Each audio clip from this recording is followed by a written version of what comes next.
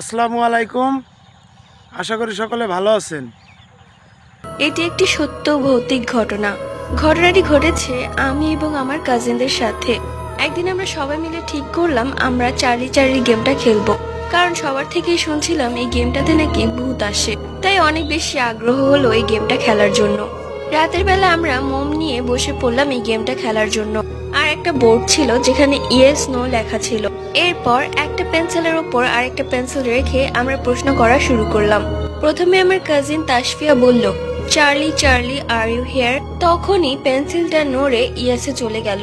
এরপর আমি তাকে জিজ্ঞেস করলাম, তুমি কি ভালো আত্মা? ঠিক তখনই পেন্সিলটা নড়ে ইয়েসে চলে গেল। আমরা বেশ খুশি হলাম যে আমাদের কথায় একটা ভালো আত্মা চলে এসেছে। যাই হোক, তারপর আমরা অনেকবার তাকে প্রশ্ন করলাম, সেও আমাদের ইয়েস নো বলল। খেলা শেষে আমরা যে যার মতো উঠে যাই। এরপর থেকে আমাদের সব কাজিনদের মনে হতো আমাদের সাথে কেউ আছে।